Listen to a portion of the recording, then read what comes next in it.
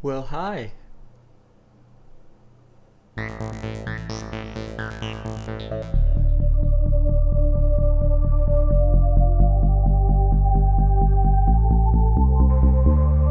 copy it down, Eagle.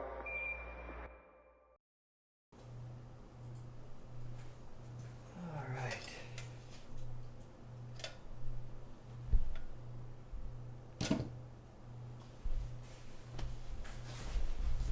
Okay.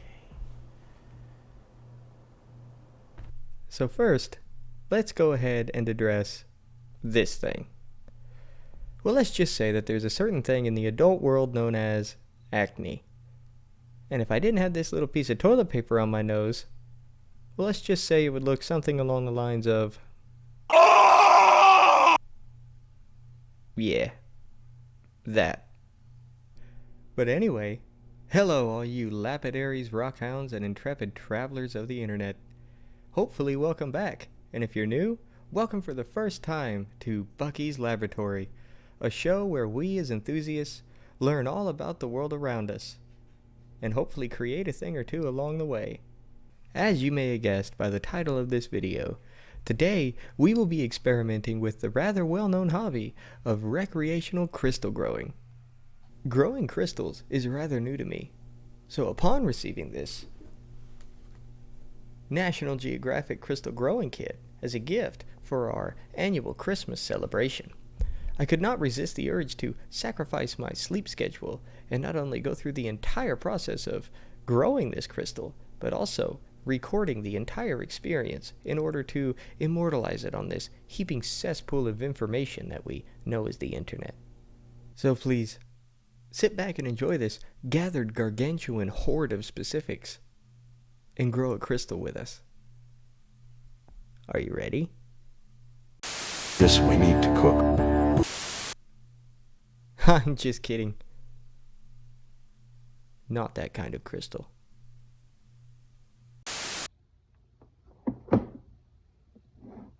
Check that out. Merry Christmas to me. This is one of my Christmas gifts that I got from my brother. And I figured we would just do a little unboxing video and a little video on doing the crystal lab that's in this box.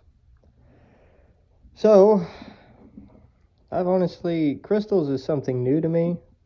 I haven't really messed with them before, but it's honestly really interesting, and I think I might even end up watching a documentary on crystal formations here later. I did. So that would be my dog in the background. Okay, as I was saying, I had to go put him in the garage so he could go eat. Crystal formation is something that is rather new to me. I really don't know anything about it. So I figure we'll just take a look at this and see. Now, obviously, it says it glows in the dark. So we'll see how well that works after it's done. It is Collector's Corner genuine fluorite specimen inside.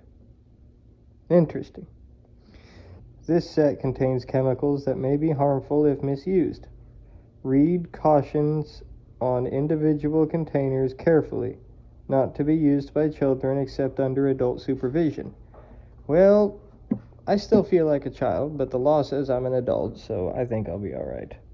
This actually makes me think of something else. So, warning, I think this would be a great time to go pull something out. I'll be right back.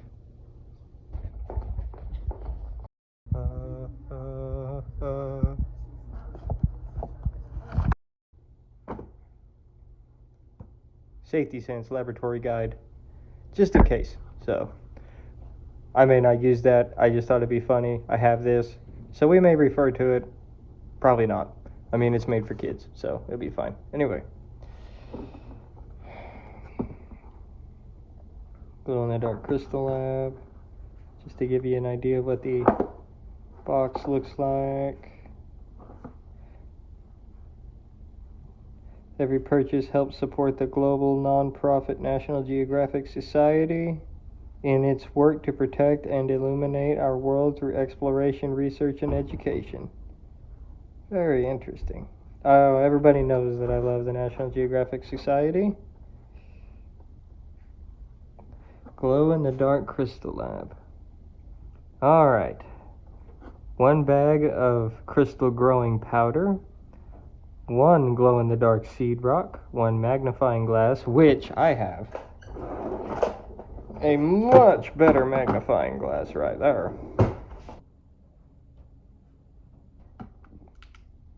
Yeah. It contains 1 wooden spoon, 1 display stand, 1 fluorite specimen, 1 learning guide with instructions, genuine specimen inside. Pour powder into growing chamber, then add water and mix well. Add seed rock. Watch it grow. Not suitable for children under 8 years. For use under adult supervision. Contains some chemicals which present a hazard to health. Read the instructions before use. Follow them and keep them for reference. Do not allow chemicals to come into contact with any part of the body, particularly the mouth and eyes. Keep small children and animals away from experiments. Keep the experimental set out of reach of children under 8 years old. All right. Let's go ahead and crack this baby open. I kind of looked in here a little bit, but I really didn't pull everything out. There we go. I'm going to keep this box because I like this box. I like to keep stuff. I'm low-key a hoarder, so... There we go. Yes. Alright. We'll look at that in a minute. So, there's our magnifying glass. We're going to do a little comparison to see which one has worked better on that, but alright. Wooden spoon.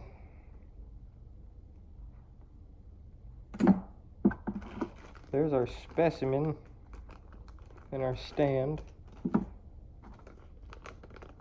Oh, there's a seed rock. Okay. And then what's this? Crystal growing powder. Alright. That noise in the background is my washing machine. It's just letting you know that it's working. Alright. Cool. Alright, moving on. I took a quick break to allow the washing machine to finish its cycle. Here is our Crystal Lab instructions and learning guide. And that pretty much says the same thing as I read before. Safety information. Crystal growing powder contains ammonium dihydrogen dihydrogen orthophosphate, dihydrogen orthophosphate, monoammonium phosphate. We're gonna look up what that is. Hey Robbie, what's that say? Or what does that mean? Ammonium dihydrogen phosphate, ADP, also known as monoammonium phosphate, MAP, is a chemical compound with the chemical formula NH4H2PO4. Chemical properties for monoammonium phosphate include being soluble in water, crystallizing from it as the anhydrous salt in the tetragonal system, and as elongated prisms or needles. It is practically insoluble in ethanol.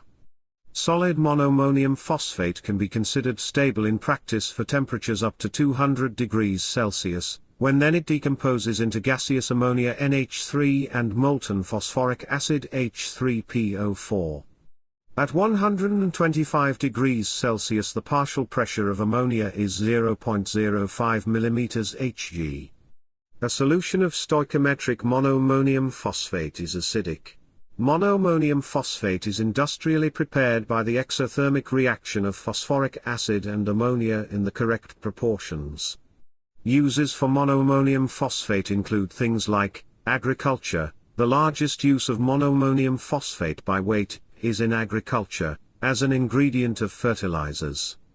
It supplies soil with the elements nitrogen and phosphorus in a form usable by plants.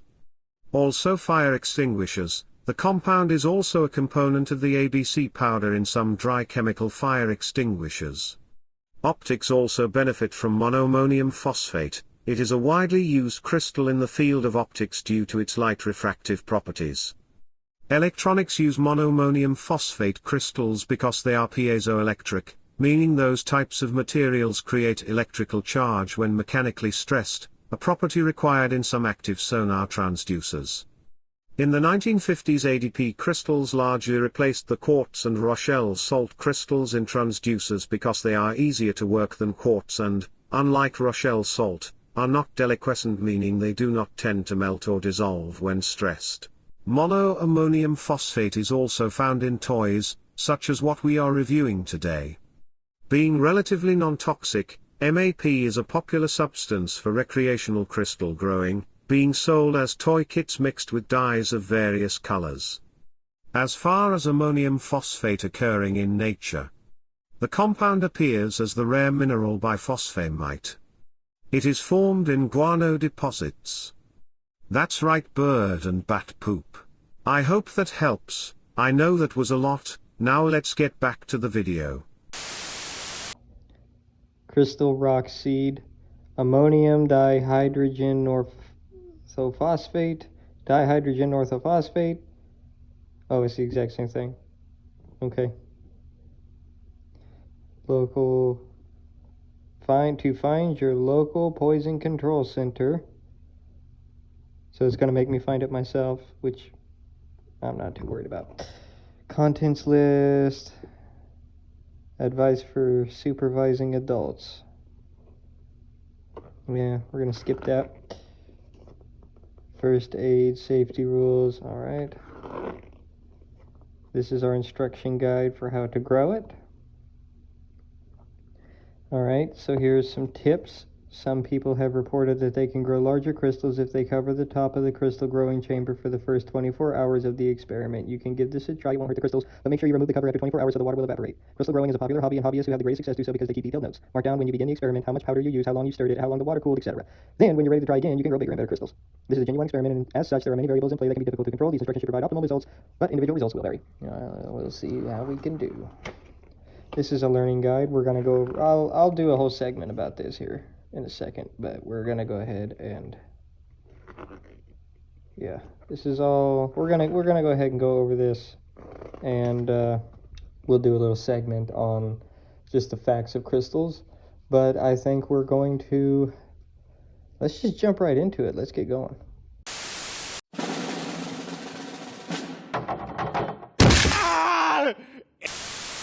So for this, it says what you'll need. A stainless steel pot or tea kettle to boil some water. Filtered or distilled water is recommended. Do not use an aluminum pot. Let's get that.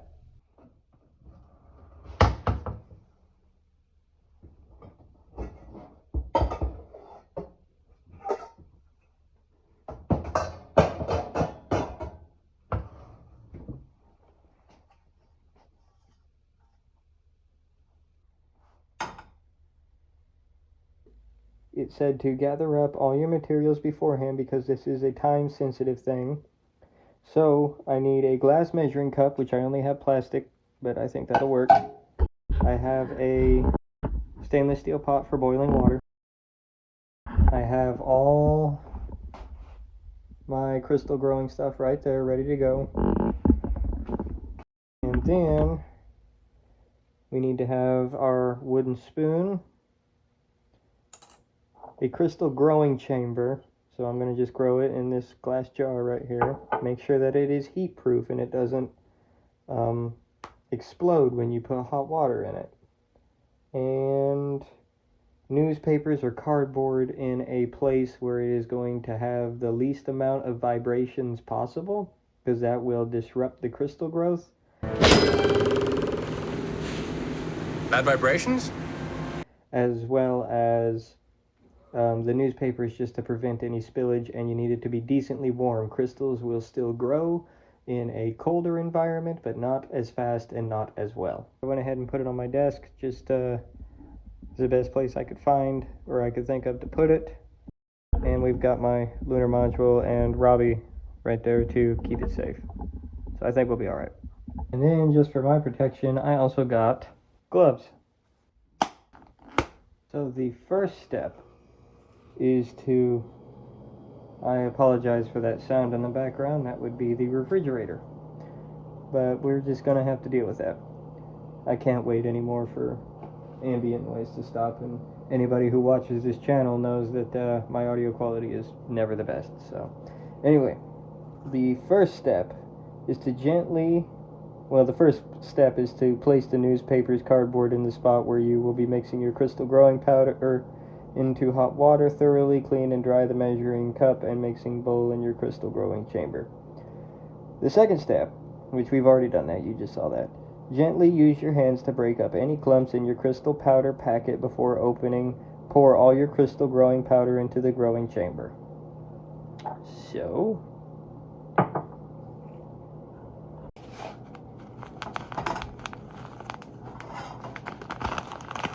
feels pretty broke up already to me.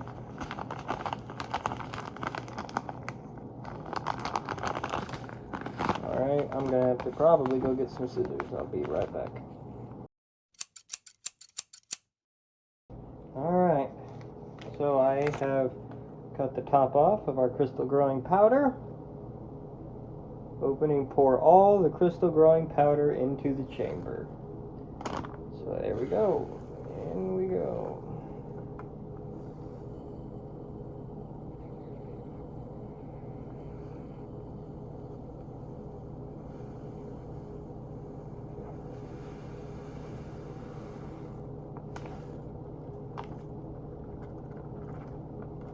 Alright. I think we did a good, oops, it's a little sticky there. I think we did a good job. Okay, next we need a little more than 1 cup of hot water. So we will go ahead and turn this on to about 6 to start.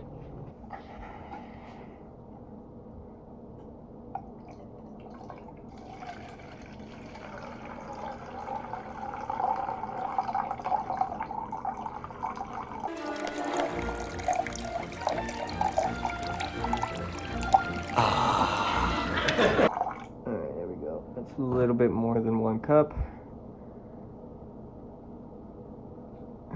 I know it's hard to... That's a lot more than 1 cup, actually. We're going to pour that out. And a little bit more. That's more like it. I don't know if you can see that. We're right about at 1 cup. Little more than 1 cup, because we're going to lose some due to evaporation. So, now add our water to our pan.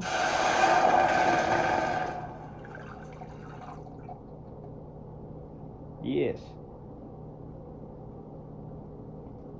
I'm going to add just a little bit more, because I think I lost a little bit.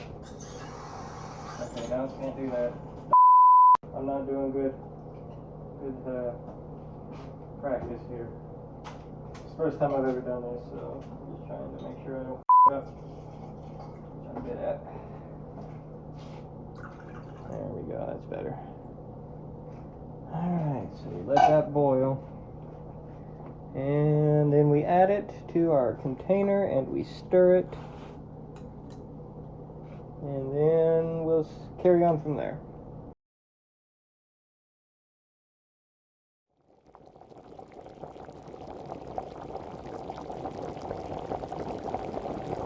Alright, here we go. Boiling water. Oh, I hope I don't. That's probably a bad idea. We're just going to try and do this. Okay.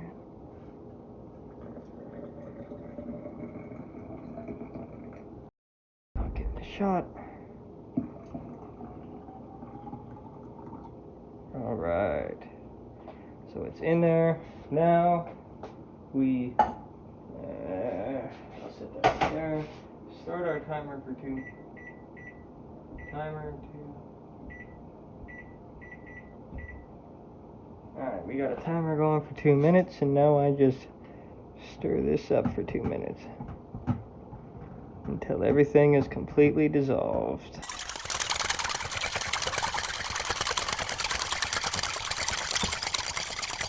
We let that solution cool for about 10 minutes, and then we will add the other packet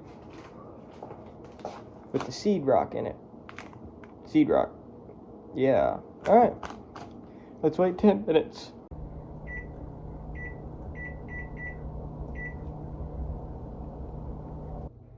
Now, while we wait for that to cool, let's go ahead and talk some more about crystals.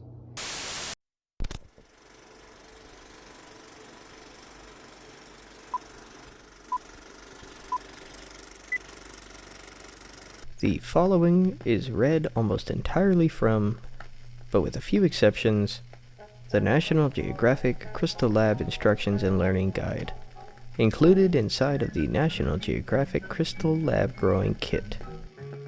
By definition, a crystal is a solid structure formed when atoms or molecules line up in a regular three-dimensional pattern.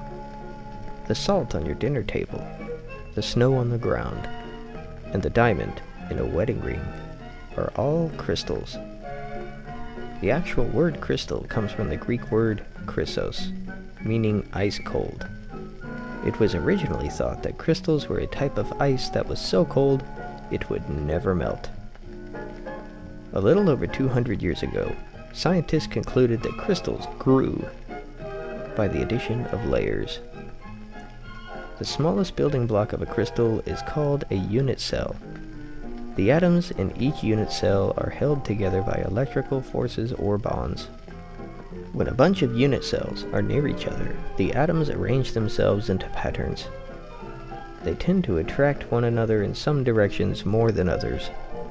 This pattern gives the crystal their characteristic shape, with the flat symmetrical surfaces called facets. Some crystalline materials, such as gemstones, can be single crystals. Others, such as metals, are made up of large numbers of small crystals that are joined together. A typical grain of salt has about 5,700 unit cells, or 22,800 atoms of sodium, and the same number of atoms of chlorine. Because of their glittering beauty, crystals have been used in jewelry and decorations throughout human history. They were used in ancient Egypt, Rome, and Greece, and in all ancient cultures for a variety of purposes: seeing the future, healing the sick, or as magical amulets that granted protection to the person wearing them. Today we use crystals for all kinds of purposes. Some crystals have a natural ability to generate an electric field, which makes them useful in radio and video equipment. When an electrical current is sent through quartz crystals, they vibrate at a precise frequency, making them extremely useful in watches and other electronics. Silicon crystals are used in making the chips that power our computers and in the photovoltaic cells in our solar technology. In nature, crystals form when liquid rock called magma slowly cools. Many valuable crystals such as diamonds, rubies, and emeralds form this way. Another way crystals form is when water evaporates from a mixture. Salt crystals typically form through this method. Natural crystals only form when Earth's temperature and pressures are just right. But crystals can also be created in laboratories under controlled conditions. As you'll see with this science kit, they can even be created in your own kitchen. When certain types of liquid cool, the molecules inside the liquid begin to solidify. These crystal particles join together into unit cells. The first unit cells usually start by attaching to the surface of something solid, like the bottom of a cave. The unit cells that form next will then attach themselves to the first crystals, forming a new layer. Given the right conditions, there really is no limit to the size to which a crystal can grow. Crystals can form in a wide variety of shapes. Their range includes cubes, hexagons, double pyramids, tall spires, and more. Some crystals have just a few sides, while others have more than 10. Often, crystals are symmetrical from one side to the other, but many types of crystals are not. The shape of the crystal structure is determined by the chemical components on the inside of the crystal, and the chemical bonds between the atoms and molecules. Crystals also come in many colors, from clear diamonds to red rubies to blue sapphires and more. They get their distinctive color from the materials that make up the crystals. The presence of iron in the quartz crystal, for example, will create purple amethyst. The colors that we see are actually the colors of the spectrum that the crystal does not absorb. For instance, if a stone appears to be red, it is because the green light is absorbed and the red light is reflected from the surface of the crystal. If a stone appears to be orange, then the colors of blue and green are absorbed. There are many different types of fascinating naturally occurring crystals. Perhaps the most fascinating of all rock formations, geodes are hollow rocks in which beautiful crystals have formed. These round rocks get their name from the Greek words for their shape of the earth. They may look plain on the outside, but you can never know what glorious beauty waits within a geode until you crack it open. Calcite is another example. Calcite is a common constituent of limestone, and is one of the main minerals found in the shells of marine organisms like oysters. Single calcite crystals have a unique optical property called double refraction. Images seen through the clear crystal appear doubled. Ancient trilobites used calcite crystals in the lenses of their compound eyes. Calcite dissolves in most acids and will even dissolve in water. But unlike most soluble materials, calcite becomes less soluble as the water temperature increases. Fluorite is another, also included in the Crystal Lab growing kit. Fluorite is a relatively soft mineral found throughout the world. Some samples of fluorite will glow under ultraviolet light, a property called fluorescence. Fluorite is used in many high-performance telescopes, microscopes, and camera lenses because it allows crisp images to be seen at high magnifications. It is usually light green or purple in color. Unlike most varieties of quartz, rose quartz is an unusually pink stone that only rarely displays well-formed crystals. Mineralogists do not completely understand the source of rose quartz's highly prized pink color, but many believe it comes from iron, titanium, and manganese impurities within the stone. Another stone that gets its name from the ancient Greek, amethyst, which is derived from the Greek word amethystos, which means not drunken. Many people believe that wearing amethyst offers protection from intoxication, and drinking vessels were often carved from amethyst. It is even thought to be helpful in overcoming addiction. The ancient Egyptians saw amethyst as a stone of intellect and wisdom. It also has been considered a calming influence, a good stone for clarity, and a protection from sorcerers and thieves. The mineral aragonite is closely related to the more common mineral calcite. In fact, the two minerals have exactly the same chemical makeup. They are both calcium carbonate, but they differ in the shape of their crystals. Aragonite typically forms near the surface of the Earth at a relatively low temperatures. At high temperatures or pressures, it will convert to the more stable calcite. I do hope that you enjoyed this excerpt from the National Geographic Crystal and Learning Instructions Guide. Alright, let's get back to the video.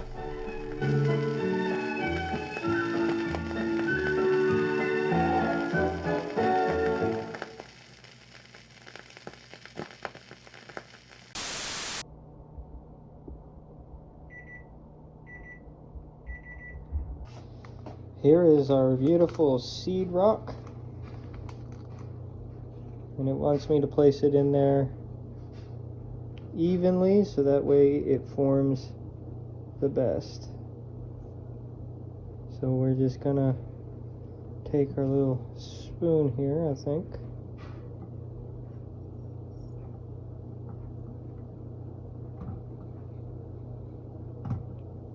Yep, alright. Make sure I put that. Yep, naturally it landed the wrong way. There. Okay.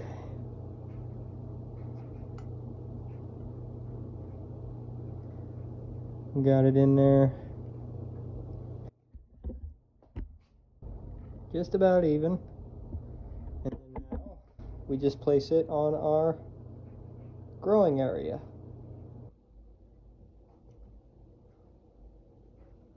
And once it's on here, we don't want to mess with it anymore. So, here we go. Another quick thing, our crystal lab here says to start it, or not start it, but it recommends keeping detailed notes. So it said write down when the experiment began, how long we stirred it, and how long the water cooled. Now I know that the instructions say for 10 minutes to let it cool, but I ended up doing it for about 11 minutes because I was messing with the camera and stuff, so it cooled a little bit longer. But Okay, I'm gonna be honest with you. I never took any notes, not once, after this clip. it said we should see crystal formation within a day, and to continue for 3 to 4 days, and for the biggest crystals continue for 7. So we're going to go for the odd 7. But I will try to update every single day. So this is it right now. I just placed it there, and we're gonna go ahead and cut to tomorrow when we look at this again and see if we can notice any crystal formation. Okay, and here we are, almost 24 hours later. Almost exactly. It is about 21:20 or 21:38 right now, and my note says it was 21:27, so we're a little bit over 24 hours and 11 minutes.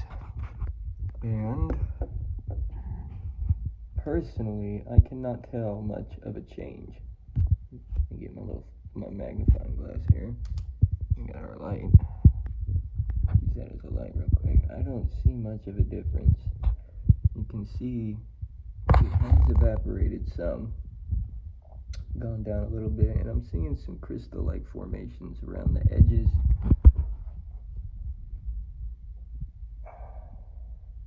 Come on, camera, focus now. There it goes. That's something. I'm not 100% sure. Does that make a difference? Yeah, it does. I don't know. Not 100%. Okay, we'll just have to see where it goes and leave it. It said you should see formation starting by 24 hours, and I guess I kind of do. As far as it glowing in the dark, I haven't noticed that at all. But I guess we'll see. Alright, let's cut to another 24 hours, 48 hours after we put it in. Alright, 48 hours. I think I am kind of starting to begin to see something.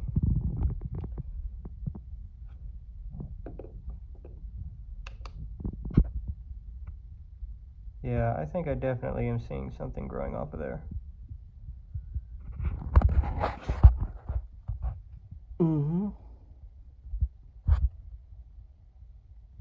I think you can definitely see the fuzz. It looks kind of fuzzy.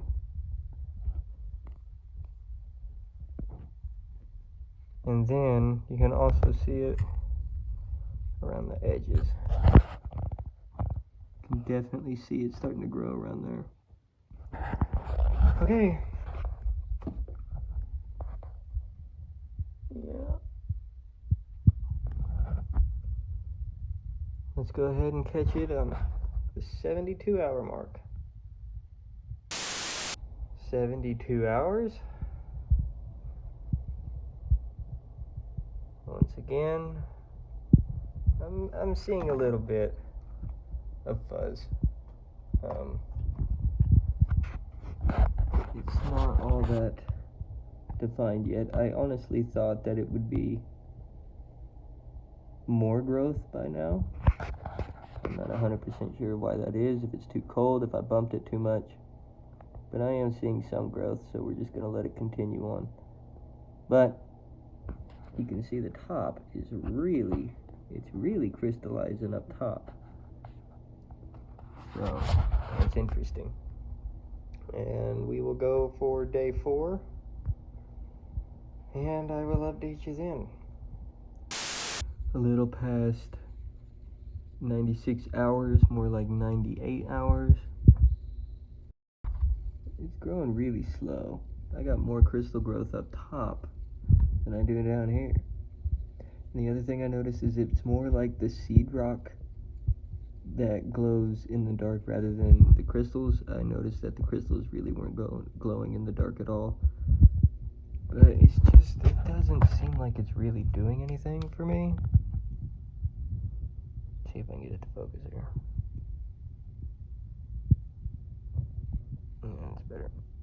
I mean, you can tell something's happening. Like you can see around on the edge there, on the edge up along this side of it. It's definitely doing something. We thought that it was going to get bigger, but it says leave it for 3 to 4 days. I think we're just going to leave it till the entire water evaporates, and we have no choice but to take it out. So I want it to grow as big as possible. So yeah, we'll see about tomorrow. See what it looks like then. Meanwhile, I just can't imagine. Y'all become dust in the cosmos. And I'm back. So, I took a pretty decent break in between the last time that I filmed and now, because I decided it was just not much was happening daily. So I decided to wait a while, and then I had a bunch of stuff go on, so I kind of forgot about the crystal. But we are now on January 12th of 2024, and we are literally 14 days, it's literally 2 weeks since last time I filmed. But I came home from work last night, and I just saw, I don't know if you can see it in there, but it is actually, let me get it is actually growing some pretty, it's hard to see in there. There you go, now you can see it really good. It is growing some crystals now. I think that's actually, I honestly was really concerned with, because it was not growing. And I'm honestly glad that I didn't, yeah, those are some pretty good crystals looking. I'm honestly glad that I didn't just do it for the 3 to 7 days like the instructions said to do, because had we done it that long, there just would have been nothing in there. So I think we're just going to keep going until the water completely evaporates, and we'll see what it looks like. Yeah, look at that. And part of me thinks it's because it's so cold, and I know that we read in the booklet that it said that crystals will grow a lot slower in colder weather. So I'm thinking that has something to do with it. But yeah, compared to the last clip, those are huge. I can't get over that. Look at that. Look at that one right there. That's pretty awesome. I was honestly really concerned that I was going to have to get another crystal growing kit or figure out something else, because I wanted some crystals to be able to show for this video. But it looks like it's doing it. And so yeah, let's see. I'm gonna wait a little bit longer, and I will update you, and we will see where to go from there. And we're gonna see that right now. Today is exactly 1 month since I set this seed rock in the jar.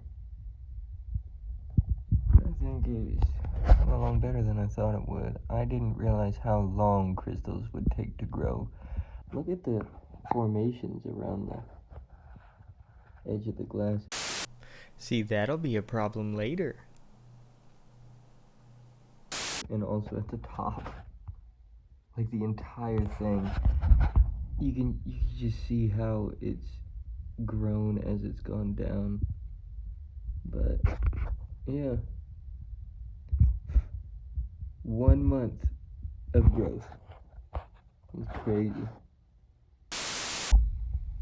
Alright, let's take one last look at this before we empty it out and get it out and see what we got going on. You can see a lot of crystal has formed on the outside of the glass, all the way down to where the entire thing is almost completely evaporated. We take a look inside. There's a dead fly in there. But I'm wondering if I left it in a little too long. But I think it's finally time.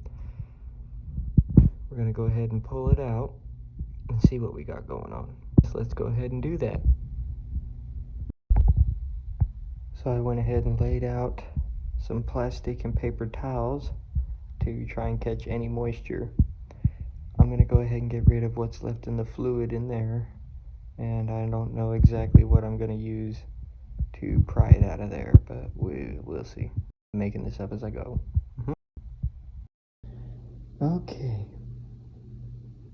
Okay, I went to go pour out the liquid. There is none. So I guess it all evaporated in there. I thought there was more than that. So it has crystallized all over the bottom. I may have let it go too long, but I was busy with other things. So for some reason I thought that I had another stand for this, but I could be wrong. So we're just gonna try and get this out of here, I guess. I can.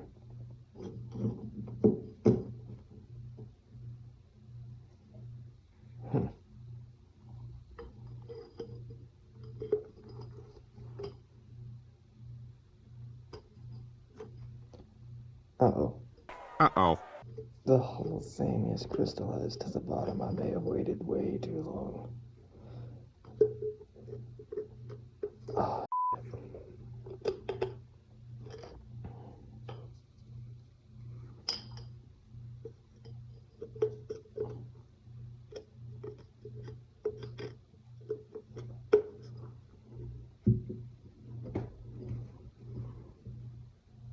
I may have to break the glass to get this out. Crap.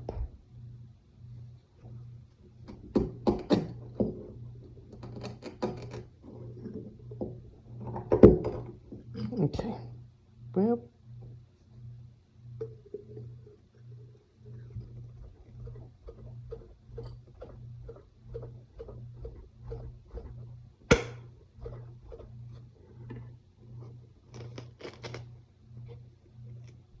Okay. Well, it has crystallized to the entire bottom of the glass, and I'm probably gonna have to break this glass in order to get it out. Okay, well, it is completely crystallized to the bottom of the glass. You know, it's completely under there. I'm gonna have to break the glass to get it out. Okay, well, we're gonna cut to tomorrow when I actually get a little bit more mean and get this thing out, because a lot of people are asleep right now, and I don't want to be overly obnoxious to the point where I wake everybody up trying to get this thing out of its chamber. So tomorrow. Okay. Let's see.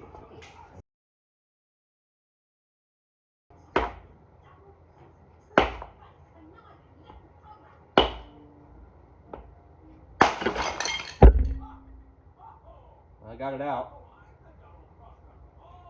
I got that on film though, so that was great. Before I was like, oh, that's a different sound. Yeah. But it was too late. I got it out though. Here it is. Oops. Okay, here we are. This is our haul. This is all the crystal that was in the bottom of the thing. And you can see, I don't know if I can rearrange it here, but you can see how it went around it and formed the inside of the bottle, or the inside of the chamber. But here is our crystal. It's got a dog hair on it. It's courtesy of the dog. Damn it, I didn't get it. There. But there's better light.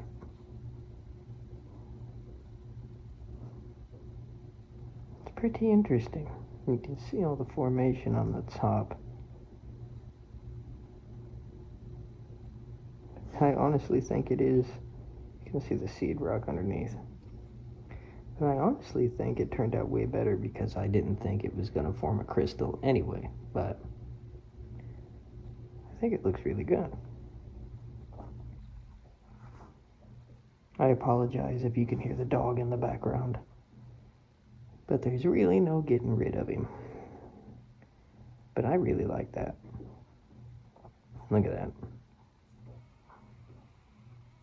You can see the imprint at the bottom of the bottle.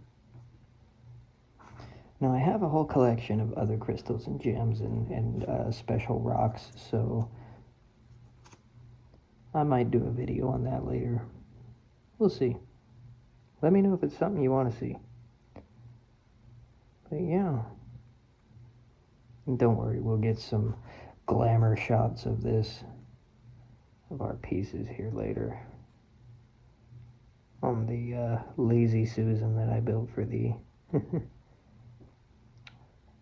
last video, which if you haven't seen that, go check it out.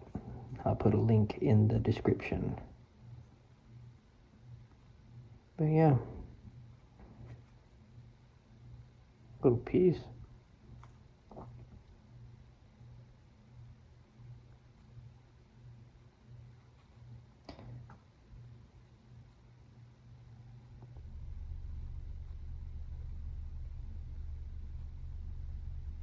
Alright. And this is also our little fluorite specimen. So, I think I have another one of these. I'll have to go check my mineral box. But, there's that. So, yeah.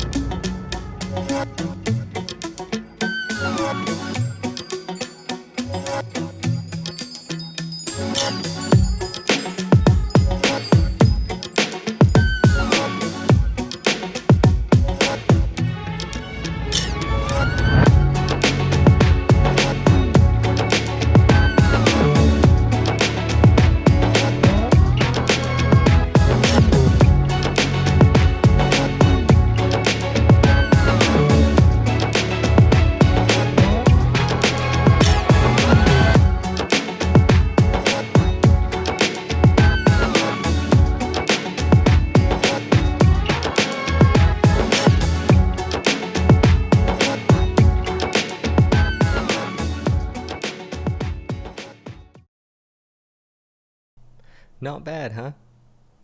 In my opinion, I loved it. I had an absolute blast.